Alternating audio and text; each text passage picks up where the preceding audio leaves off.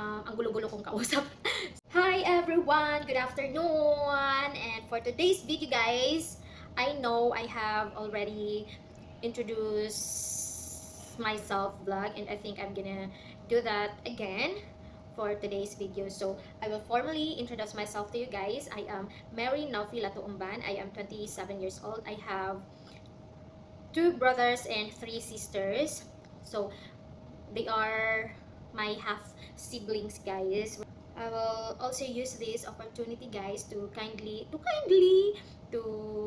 ask your to humbly ask your support guys. I hope you will support my vlogging journey. Oh my god, I really want to become a vlogger guys, but I don't think that I will hindi ko alam kung maaabot ko yung pangarap na yon kung wala yung suporta nyo.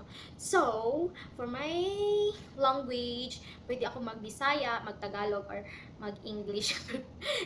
Minsan kasi guys, hindi ako comfortable magsalita ng Tagalog. Minsan naman, kagaya ngayon, nakakapagsalita ako ng comfortable. Minsan, mas comfortable ako sa English kahit incorrect grammar naman. Or, pwedeng, because I'm a Bisaya, malaking Bisaya, dakong Bisaya, Bisayang dako dito guys. So, malaking Bisaya. So, continuing with my introducing myself guys. So, ang gulo-gulo kong kausap. So, going back to introducing myself, I am a registered midwife, but hindi ko pinapractice yung profession ko guys. Not now. I'm not ready yet. Sa edad kong to, hindi pa ako ready. Oo guys, hindi pa ako ready na i-practice yung profession ko. But maybe someday, I will practice my profession if I have the guts to. I have the guts to. So, now, I'm asking you guys, please, sana, suportahan niyo po ako. Hinihingi ko po yung suporta ninyo sa pag-vlog journey ko kasi nga, wala lang. Kasi nga, hindi ko naman maaabot yung mga requirements ni YouTube kung wala yung suporta ninyo guys. So sana, sa mga makapanood ng video ko na to, sana guys, sana i-subscribe nyo yung YouTube channel ko and i-like nyo and i-share ninyo.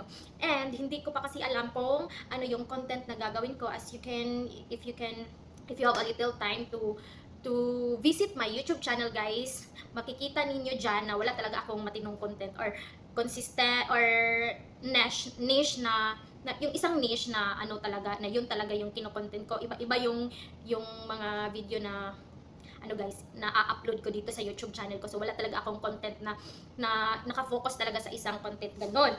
So if you guys have kung meron po kayong ma-recommend or meron kayong gustong ipagawa sa akin, kung kaya ko lang, gagawin ko. I-comment nyo lang, just comment down below. Kung meron kayong any suggestions guys, gagawin ko yan para sa inyo. Papasaya ko lang kayo. So, kung tinatanong nyo ako kung bakit ko gustong mag-vlog guys, bakit hindi na lang ako magmi-midwife, mas malaki yung sahod ni YouTube guys. So, nakikita naman natin, maraming nagiging maganda yung buhay dahil sa pagbablog. O kaya, ayun, sinagot ko na kayo. Yun po yung dahilan. And hoping for my vlogging journey that someday matutulungan ko yung mga kamag-anak ko or yung mga kapatid ko, yung pamilya ko sa mga kahirapan sa buhay. So, ayun lang guys. And sana nagustuhan nyo yung video na to. And sana naman guys, please do subscribe my YouTube channel and I will promise.